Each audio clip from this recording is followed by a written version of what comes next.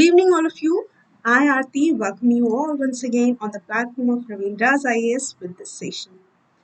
Yes, guys, how are you doing? फटाफट message करो कैसे हैं आप सब। स्पोकन क्लास 11 में आप सबका मैं आरती एक बार फिर से बहुत बहुत स्वागत करती हूँ। Natasha, very good evening. Okay, so guys, अभी तक we have been trying to speaking English. So हमारा जो सेशन समरी था, सबसे पहले हम vocabulary, then conversation,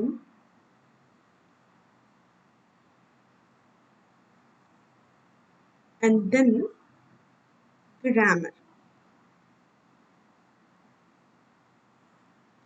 कर रहे थे।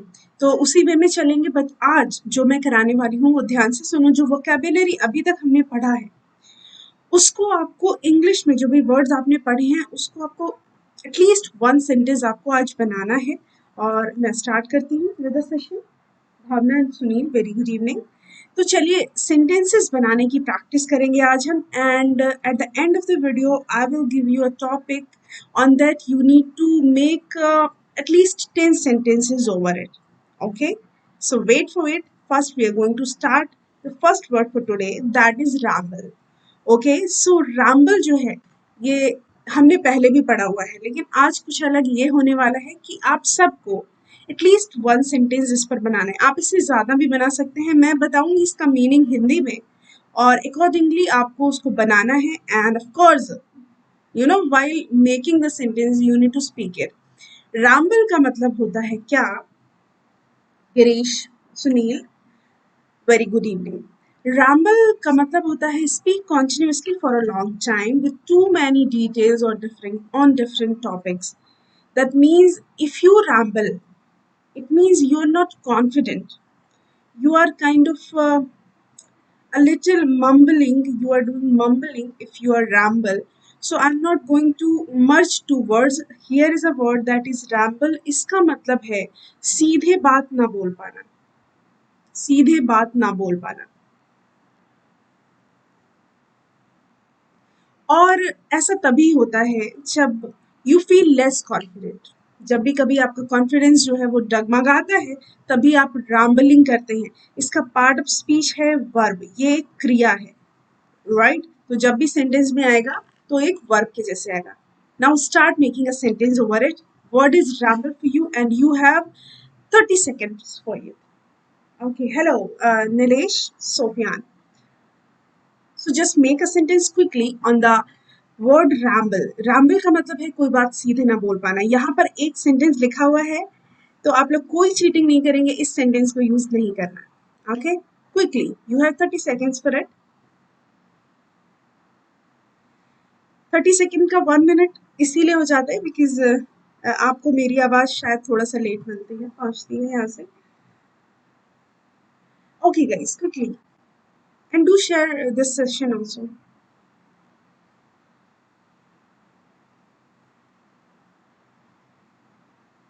Yeah, I'm still waiting for it. Take the initiative, do participate. मैं छोटे छोटे फ्रेजेस भी बीच में इसीलिए यूज करती हूँ बिकॉज यू नो आपको उससे थोड़ी हेल्प मिलेगी if you use you know small phrases in your spoken that will of course enhance your confidence and all. So use small phrases. Sufyan, hello. Sentence है don't ramble when you speak with your parents.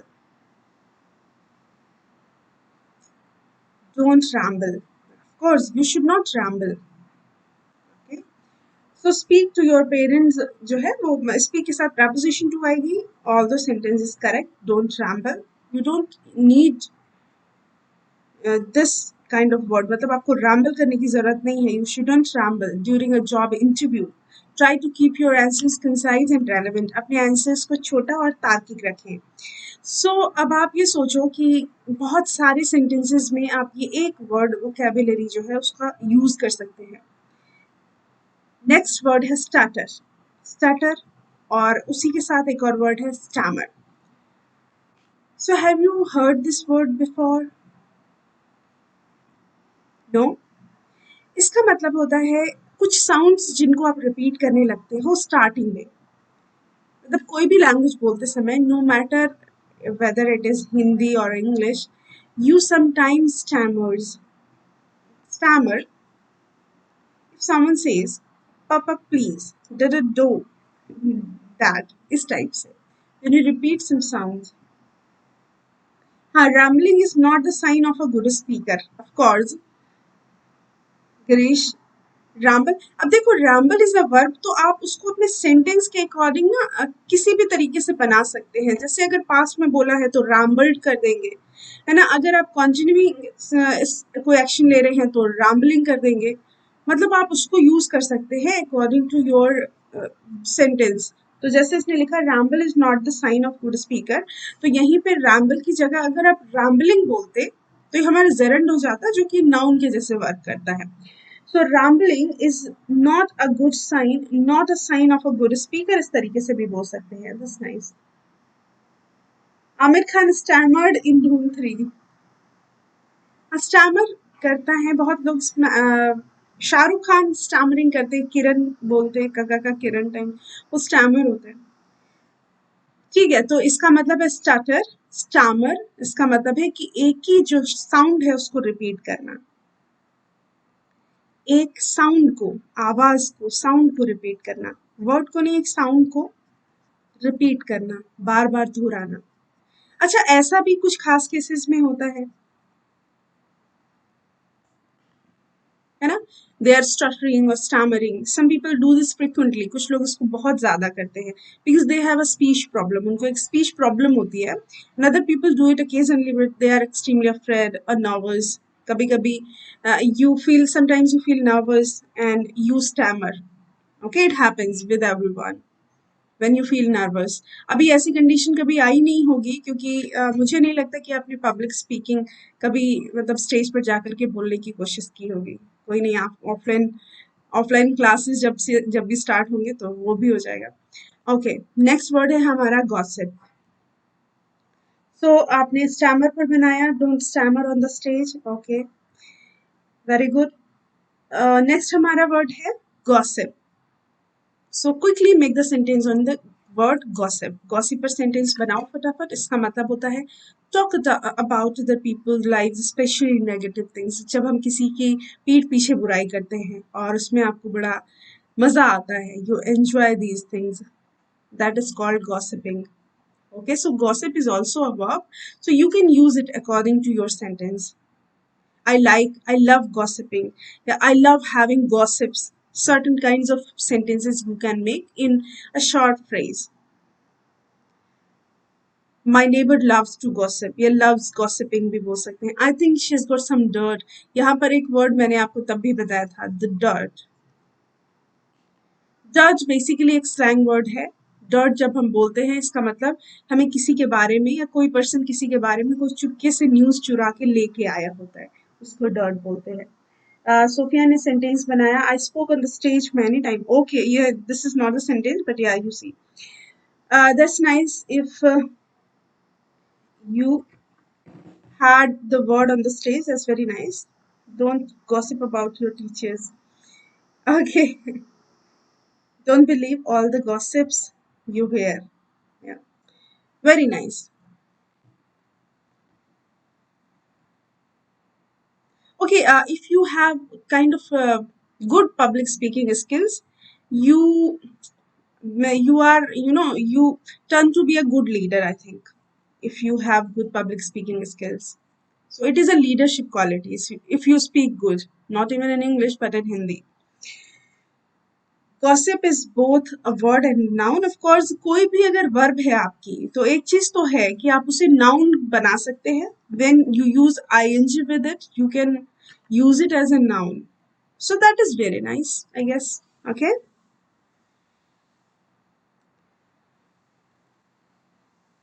Yeah, very nice. Keep making sentences. And now the next word is snap at. Snap at, if you do not use it, I suggest you to use it because that is very nice word. Snap at. Okay, this is a quick phrase. It means annoying. Someone is annoyed, someone feels angry sometime.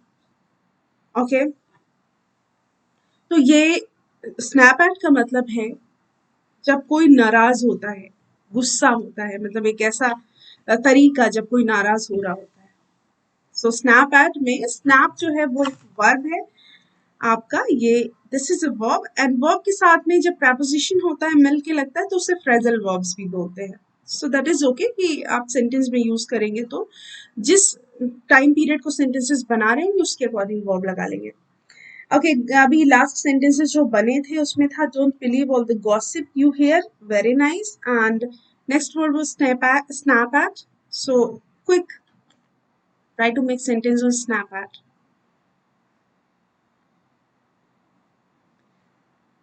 Okay, like the sentence when I asked my wife if dinner was ready, she snapped at me. When I asked my wife, जब मैंने अपनी wife से पूछा dinner ready है तो वो मुझ पे झल्ला उठी, चिल्ला उठी कि इफ यू वांट डिनर, खाना चाहिए तो खुद बना लो, if you want dinner make it yourself. So why don't you use the entire sentence in your spoken? If you want dinner, make it yourself.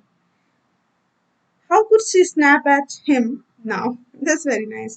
Kajinder, you're making sentences nice. Sofyan तो बनाते थे, last class में भी बनाए थे काफी सारे sentences. Okay, snap at is done. Now the next word is ferocious. Have you ever used this word, ferocious? Ferocious means cruel, savagely fierce, or violent, or brutal, or ruthless. Okay, ferocious. Sometimes your face looks ferocious. Like he looks ferocious when he talks to the company workers. My dog looks ferocious when he's hungry.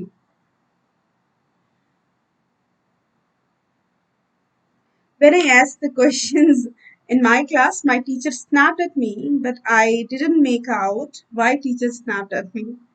Why did this happen? Yeah, why did this happen? Okay, your sentence is good. And first time you made it in a past time, and that is very nice. You have used all the verbs that are of past time. So yeah, sentence is correct. Don't make cruel. Don't be ferocious. You can make. Don't be ferocious. Actually, ferocious is an adjective. ये एक adjective है. Adjective वो जो noun and pronoun को qualify करे. So make sure whenever you make the sentence by using the word ferocious, it works as a noun or pronoun. Like in this sentence, he looks ferocious. So he is a pronoun and ferocious is an adjective that qualifies he when he talks to the company workers. Okay, next. Next word है हमारा freaky. Freaky is the nice word that you can use in your day-to-day life. Strange, bizarre, weird, peculiar.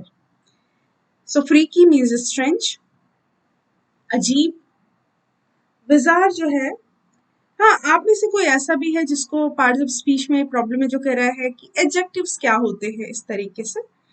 So adjectives को बताना एक एक line में मैं आपको बता दूं. जब भी आप किसी के लिए कुछ बोलते हैं, किसी को जब आप अब्यूज करते हैं, व्हेन यू कॉल नेम्स, जब आप किसी को गाली देते हैं, तो जो वर्ड्स आप यूज करते हैं वो चाहे तारीफ में करें या बुराई में करें, these words are called adjectives. Freaky things are not always liked. अजीब चीजें हमेशा पसंद नहीं की जाती हैं. So this is the use of the word, and your task is make a sentence by using the word freaky. Vijender, use dogs, a ferocious creature. Okay, that's nice. So there, I think many students out there who are not making sentences by using these words. Do make the sentence. I am not here to judge you anymore. मैं आपको बिल्कुल जज नहीं करूंगी, और यहाँ पर जज करने के लिए वैसे कुछ है भी नहीं कि अगर मैं चाहूँ भी जज करना तो भी आई कांट. वैसे आई डोंट जज पीपल, मैं लोगों को जज नहीं. My teachers behaviour is freaky with me. Okay, the behaviour of your teacher turns freaky. Okay, maybe. Now let's have some more interesting words. And This is my favorite one. The word is flummox. Flummox. This is the pronunciation that you can pronounce this word like that. Flummox.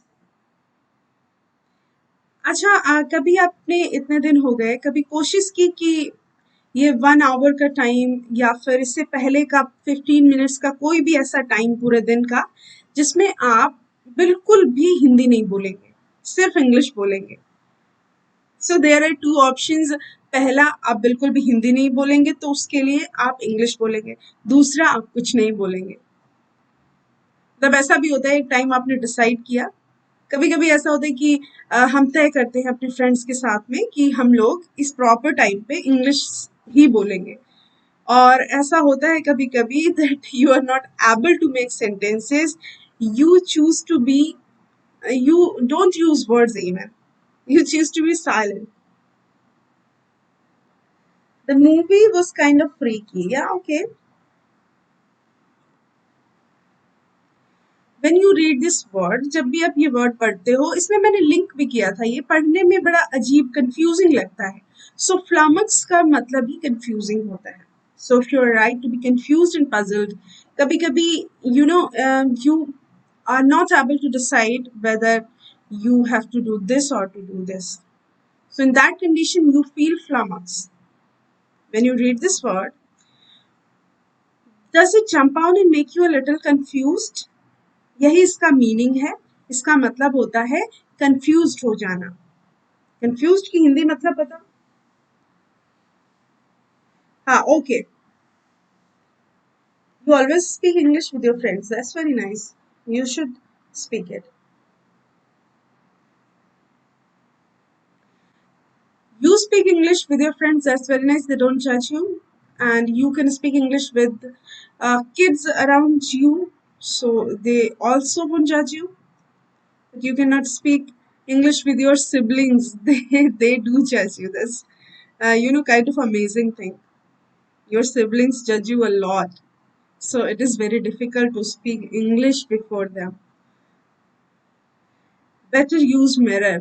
If you don't want to speak English with your siblings, better use mirror. You speak anything what you want to speak in front of the mirror. If so, okay, flummox का मतलब होता है अजीब, मतलब little confused. Whenever you see an unusual English word, you are likely to be flummoxed. जब भी कभी अजीब सा English word देखते हो तो आप confused हो जाते हो, फंस जाते हो, puzzled हो जाते हो, परेशान हो जाते हो। Okay? So flummox पर sentence बनाएगा कौन? फटाफट बनाओ।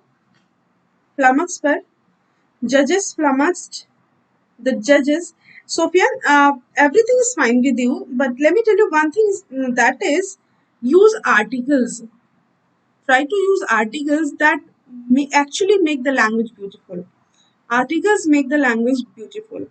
And it is really, every article requires, every word requires an article. Yeah, flummoxed, that who deserves for the first prize. या हु डिजर्व बोल सकते हैं, कोई प्रॉब्लम नहीं है, बट प्रॉब्लम यह है कि आर्टिकल्स यूज नहीं होते हैं। Everything is okay. Now the next word is nincompoop. Nincompoop का मतलब है काइंड ऑफ फनी, मजाकिया, अजीब।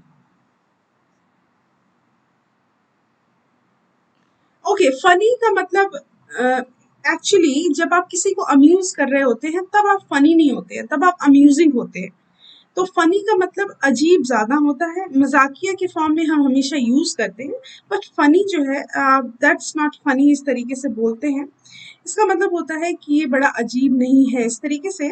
और अगर आपको लग रहा है कि मजाकिया की इंग्लिश बोलनी है तो उसके लिए एक वर्ड है आपके पास, अम्यूजिंग। तो यू आर फनी ना बोल के अगर कोई आपको मजाक में हंसा रहा है, try to use amusing. That was amusing, certain kinds of phrases. Okay, so what's even funnier is that nincompoop का साउंड भी फनी है और इसका मीनिंग भी है अजीब सी हरकतें करना, मूर्खतापूर्ण हरकतें करना, right? So that is a noun, इसका पार्ट ऑफ स्पीच नाउन है। सेंटेंस निनकुम्पू पे बनाओ। और आपको अच्छा लगेगा, you will feel good. Nincompoop exactly star group. निनकॉम्पू का मतलब गोबर गणेश। That sounds really very good. So you guys are really creative, kind of. The story was Nincom full. Yes, my house is just down the road from the bus stop. I don't understand how those nincompoops manage to lose their way. Okay, आप जो sentences बनाते हैं वो ज्यादा बढ़िया होते हैं. So I leave it on you. Nincompoops पे बनाओ. Let's jump to the next word, myopic. Mayo का pronunciation mayo नहीं है, mayonnaise नहीं है, ये है myopic.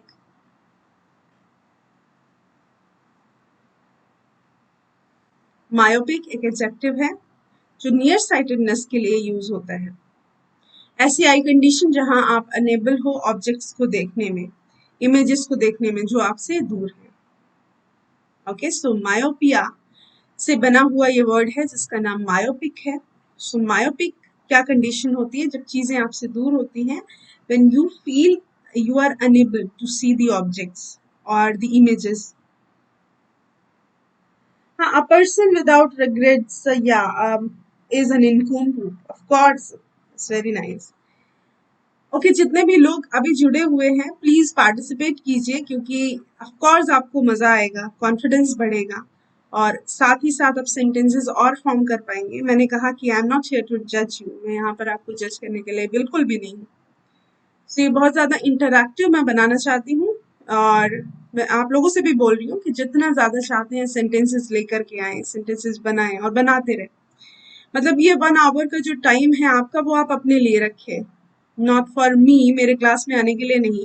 आप अपने लिए रखें कि ये मेरा टाइम है, मुझे सीखना है और मैं इस क्लास में हूँ। तो आप जितनी भी गलतियां करेंगे मैं उन्हें इम्प्रूव करने की कोशिश करूंगी। Okay, okay, thought. Thought thought बड़ा पुराना वर्ड बोला गया है, लेकिन अभी भी इसको यूज करते हैं। इसका मतलब होता है, इट इज अ वर्ब और इसका मतलब होता है बर्बाद करना।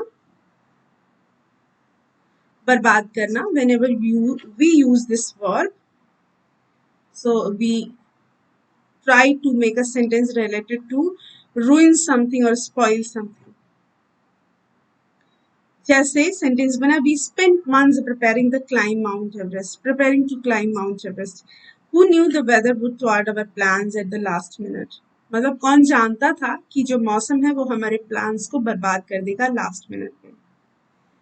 ओके, कल जो मैं अभी से एक अनाउंसमेंट ये बोल रही हूँ, हाँ कुछ, I am myopic, I can not see far things. Okay, the things that are far, the government still has a myopic attitude to spending। हाँ, आगे भी बनाओ, अच्छा सेंटेंस जा रहा था आपका। सागरुप निनकुंकु का मतलब, अच्छा अभी पुराना है मैसेज। ओके, थॉट को एक सेंटेंस में फॉर्म करके दिखाओ क्विकली। थॉट को किसी सेंटेंस में कैसे फॉर्म करोगे, फटाफट बताओ। हाँ, मैं अनाउंसमेंट ये करने वाली थी कि जो ये क्लास में मैंने कहा था एंड में मैं आपको एक टॉपिक दूंगी। बेसिकली टॉपिक हमारा एक इंटरैक्टिव, जो अभी कोविड-19 पैंडेमिक है, तो आपको कैसा फील हो रहा है, what do you think about the pandemic. मतलब आपको ऐसा लग रहा है कि आप इस टाइम पे एंजॉय कर रहे हैं, या आपको ऐसा लग रहा है कि ये टाइम आपको डिप्रेशन में लेके जा रहा है। मतलब whatever you feel regarding this, आपको 10 sentences बनाने हैं। You have to make 10 sentences over the point, and that is कोविड-19 pandemic.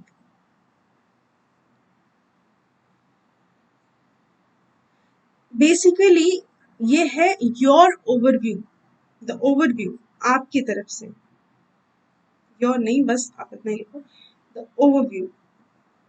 What do you think, आप क्या सोचते हो इसके बारे में? मतलब ये टाइम लोगों के लिए अच्छा है या बुरा है? उन लोगों के लिए मतलब इसके आप प्लस माइनस जो भी जैसा मतलब नेगेटिव एंड पॉजिटिव जैसे भी इम्पैक्ट्स लोगों के ऊपर पड़ते हैं वो बताएंगे, और आप क्या सोचते हो वो बताएंगे। कोई भी टॉपिक को लिखने से पहले आप उस टॉपिक की इंफॉर्मेशन देंगे। सबसे पहले मैंने आपको शायद पहले बताया कि टॉपिक के बारे में बताएंगे कि ये है क्या, उसका इन्फो देंगे, उसको समझाएंगे किस कॉन्टेक्स्ट में आया, उसके बाद उसके कॉन्सिक्वेंसेस, उसकी डिटेल और आप कैसा फील करते हैं, और लास्ट में कंक्लूजन। तो अब मुझे पता है 10 सेंटेंसेस में ज्यादा नहीं हो पाएगा, तो कोशिश करना कि मतलब ऐसे सेंटेंसेस रखना कि मतलब अच्छा लगे देखने में। सेंटेंसेस ज्यादा बड़े नहीं होने चाहिए, स्मॉल स्मॉल सेंटेंसेस यूज करेंगे, फ्रेजेस यूज करेंगे और उस पर लिखेंगे। फिर से मैं बताती हूँ, कोविड-19 पैंडेमिक, गुड और बैड। मतलब वैसे तो बैड है ही, लेकिन what do you think about it? Thought, thought को लेकर के।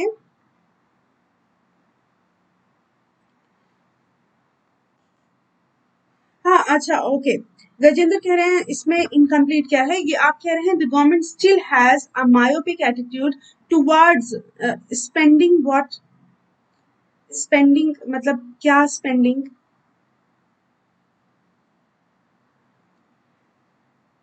मैं समझ नहीं पाई कि आप हिंदी में क्या कहना चाहते हैं। तो स्पेंडिंग जो है यहाँ पर, एक तो टुवार्ड्स आपको लिखना था, वो ठीक है, लेकिन स्पेंडिंग के बाद में आपने जब ये पार्टिसिपल यूज किया है तो इस पार्टिसिपल का कोई ना कोई ऑब्जेक्ट होगा।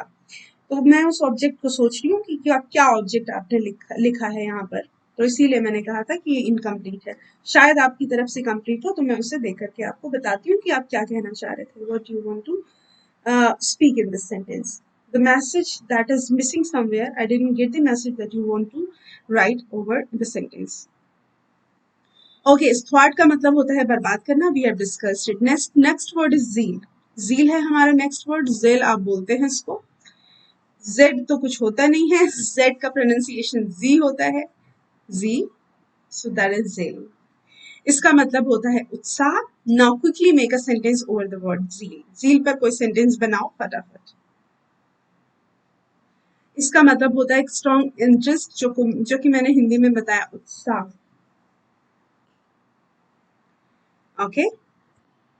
हर zeal for handmade designer shoes and handbags has made her the talk of the town. उसका जो उत्साह है, your zeal for speaking English has made you the talk of the town. अपने आप को भी पुट करके सेंटेंसेस बना सकते हैं smartly in this sentence. Okay, फटाफट सेंटेंस बनाओ, then let's jump on the conversation.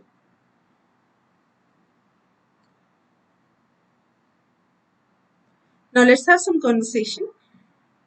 ये जो कॉन्वर्सेशन है टुडे, ये है प्रिपरेशन के बारे में। एग्जाम की कैसी प्रिपरेशन चल रही है, दो कॉन्वर्सेशन चल रहे हैं, और यहाँ पर आपको कुछ एक्ट करना पड़ता है। अगर आप किसी के सामने बैठे हैं या नहीं, अगर अकेले में हैं और मेरे क्लासेस देख रहे हैं, तो इनको आपको रिपीट भी करना है। मैं पूरा टाइम देती हूँ कि आप इन फ्रेजेस को, इन सेंटेंसेस को रिपीट जरूर करें,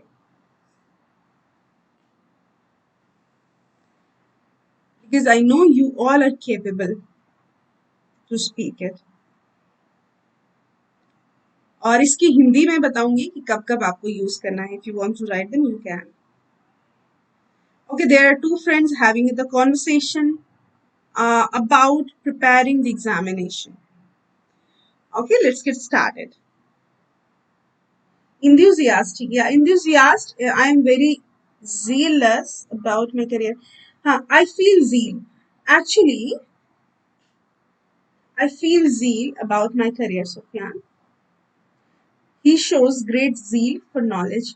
हाँ, ज़ील जो है उसके बारे में बता दूं कि इसके पहले एडजेक्टिव लगाने की जरूरत है ही नहीं, क्योंकि ग्रेट ज़ील या ग्रेटेस्ट ज़ील जैसे वर्ड लगाने की जरूरत है नहीं, क्योंकि ज़ील जो है उसका मतलब ही बहुत ज्यादा उत्साही होना, इंथुजियास्टिक होना।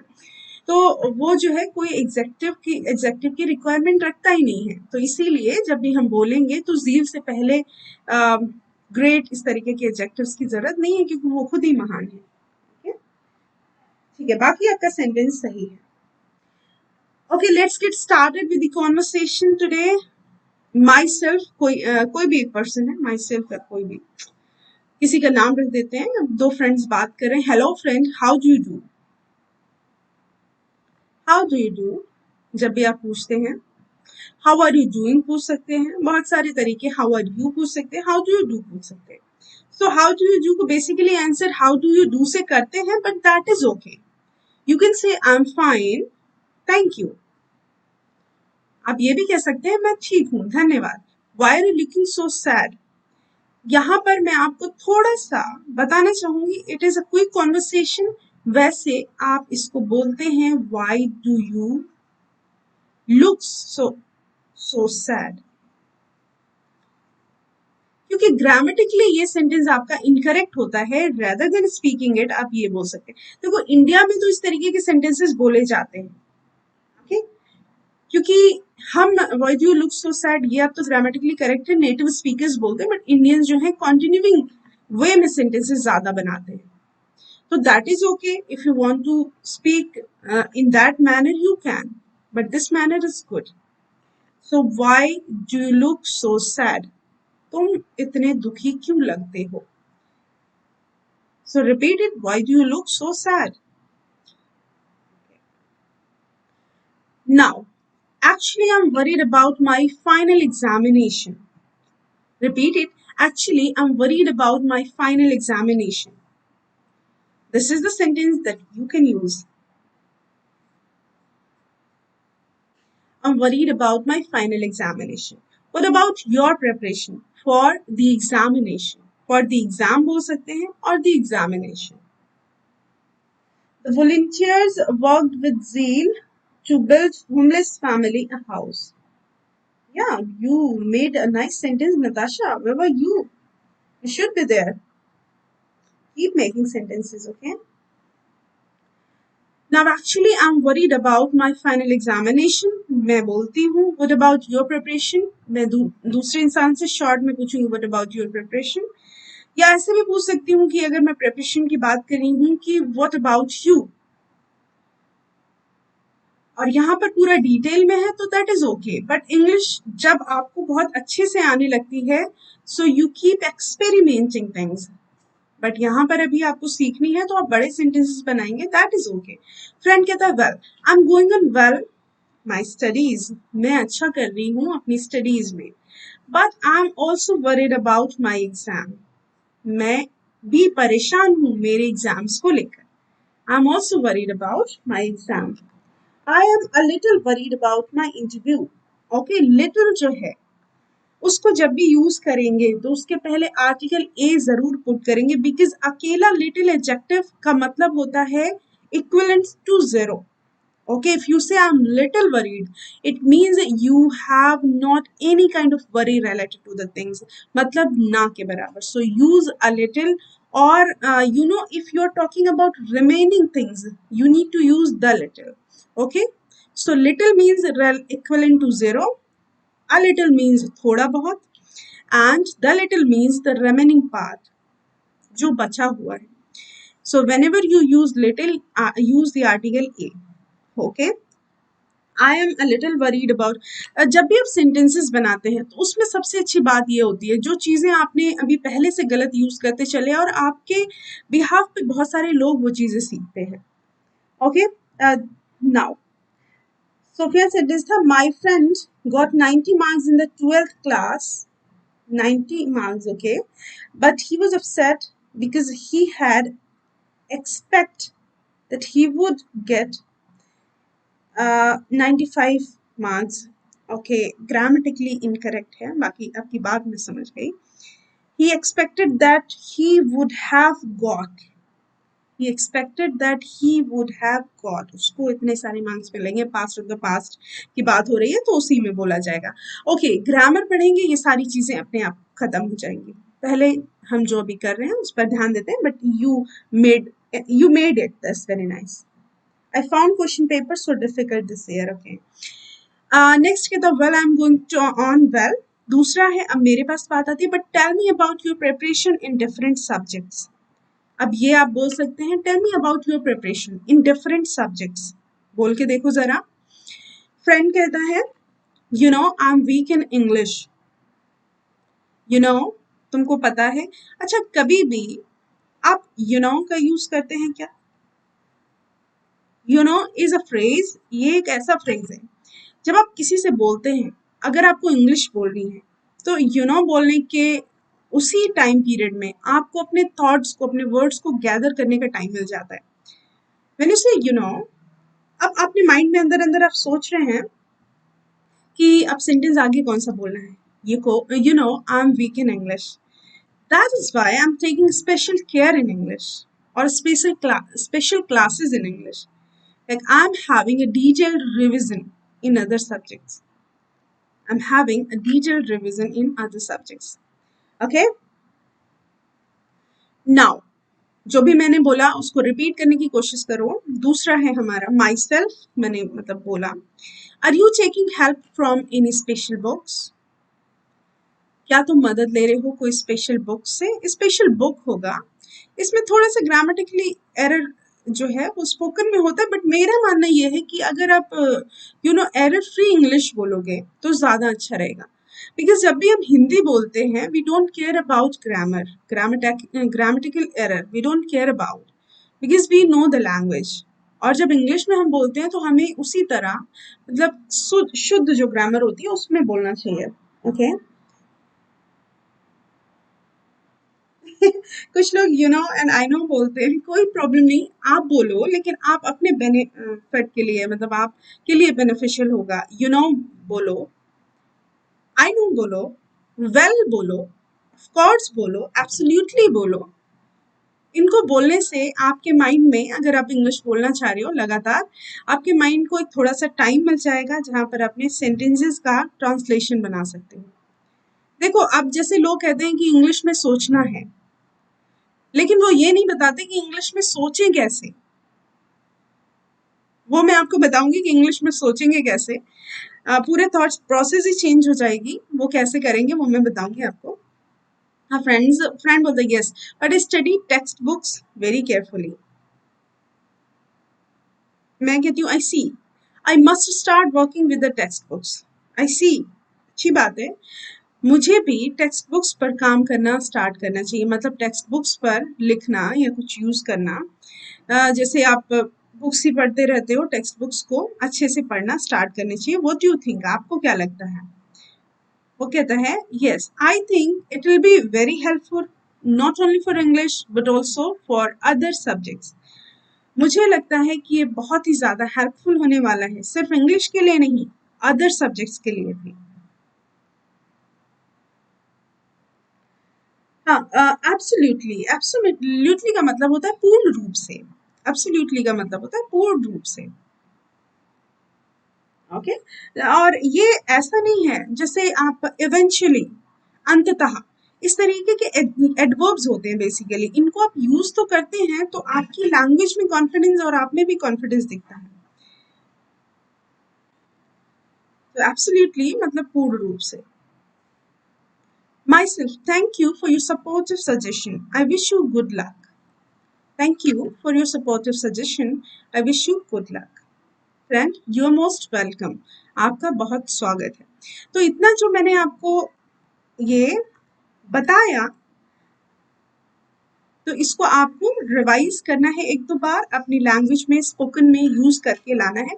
मैंने अभी तक कई सारे कॉन्वर्सेशन कराए, तो आप लोग कह रहे थे कि इससे सिर्फ एक सेंटेंस का इंग्लिश पता चलेगा। ऑफ कोर्स आपको बहुत ज्यादा नहीं बोलना है, इंग्लिश इतना डिटेल नहीं है, थोड़ा ही बोलना सीखना है, वो ही आपको हेल्प करता रहेगा और आपका जील बढ़ता रहेगा। अच्छा, आप कुछ इंटरेस्टिंग थिंग्स, अब आपको जैसे ये सेंटेंस है, मैं क्विकली बताती हूँ। रात कैसी काली है, इसको इंग्लिश में कैसे बोलेंगे? How dark the night is, what a dark night it is. उसके बाल कितने लंबे हैं, how long her hair is. इस तरीके से ये लोग कैसे लोभी हैं, how greedy these people are. यहाँ पर जो क्वेश्चंस नहीं है, ये आश्चर्यजनक, ये एक इंटरजेक्शन वाले सेंटेंसेस हैं जो कि मैं आपको बता रही हूँ। इंटरजेक्शन जो यूज करते हैं, सोना कितना महंगा है, हाउ कॉस्टली गोल्ड इज। वह कितनी सावधानी से कार चलाता है, हाउ केयरफुली ही ड्राइव्स। वह कितना कठिन परिश्रम करता है, हाउ हार्ड ही वर्क्स। कितनी बेवकूफी से उसने कुत्ते की पूंछ खींची, How stupid of him to pull the dog by the tail. इनको यूज करना है आपको, कितनी बदमाशियों से उसने पत्थर फेंके. How wicked of him to throw stones. Now, these are some interesting words. I have discussed it. Don't take it otherwise. Don't take it otherwise because मेरे साथ अभी recently एक ऐसा केस हुआ है जिसके बारे में अभी मैं आपको बता रही हूँ. So idiot and my beloved. ऐसा बेवकूफ और मेरा प्रेमी. So ये interjections हैं. Interjections हैं ये. ऐसी लड़की और तुम्हारी मालकिन. हाँ, exclamatory sentences इसको interjection बोलते हैं. Exactly, Sophia. Such a girl and your landlord. अब यहाँ पर मैं आपको बताती हूँ, ये हैं तो सारे इंटरजेक्शंस जितने भी यहाँ पर मैं पढ़ रही हूँ, आपको बता रही हूँ. जैसे छी छी जब भी आप बोलते हैं तो आप चिट बोल सकते हैं. थू थू जब भी आप बोलते हैं, डिस्गस्टिंग, ये सारी डिस्गस्टिंग थिंग्स को बताने वाले इंटरजेक्शंस हैं. जब भी आप डिस्गस्टिंग थिंग्स को बता रहे होते हैं तो एक डिस्गस्ट आप ऐसे भी बताते हैं जब कहते हैं राम रे राम, ये तुमने क्या किया. आई डोंट नो, लेकिन इसको मैंने अपने फेसबुक पेज पे अपलोड किया. लोगों ने इसका मतलब ये रातों रात वायरल हो गया और लोगों ने इसको बहुत ही गलत तरीके से लिया. जबकि मैंने सिर्फ डिस्कस्टिंग जो इंटरजेक्शंस होते हैं उनके बारे में बात की थी. बट जाने कहाँ से ये बात जो है वो रिलीजन पर पहुंच गई. तो I don't know why these kinds of thing happens. Let it be. ओहो शर्मनाक, for shame, disgraceful. हाँ, अलास, अलास बोलते हैं. अलास तब बोलते हैं जब कोई दुख की बात होती है. तो ये सारे इंटरजेक्शंस बेसिकली यूज होते हैं जब आप कभी भी डिस्कस्टिंग थिंग्स को बोलते हैं. तो बड़े ही इंटरेस्टिंग मैसेजेस मुझे इनबॉक्स में आए जब मैंने इसको अपलोड किया अपने फेसबुक पेज पे. I don't know why. Okay, ये सेशन तो यहाँ तक, यहीं तक है अभी. और नेक्स्ट सेशन में मैंने आपको फिर से बताया कि 10 पॉइंट्स, और हाँ उसमें मैं सेलेक्ट करूंगी 3 नेम्स जिसने लिखा होगा सबसे अच्छा, और उनको मैं अनाउंस करूंगी 10 पॉइंट्स. और बहुत अच्छा लिखने वाले जितने भी स्टूडेंट्स हैं, मैंने 3 नाम बताए हैं, उनको मैं अपने थंबनेल पर पोस्ट करूंगी. और टॉपिक तो मैंने बताया नहीं, जो अभी अभी जुड़े हैं उनके लिए टॉपिक है हमारा कि कोविड-19 पैंडेमिक में आप क्या फील करते हो, आपको कैसा फील हो रहा है. मतलब जो भी इसके कॉन्सिक्वेंसेस हैं, जो कॉन्सिक्वेंसेस के साथ साथ आपको कैसा फील हो रहा है, आप डिप्रेस्ड हैं, हैप्पी हैं, अपनी तरह से आपको 10 पॉइंट्स बनाने हैं.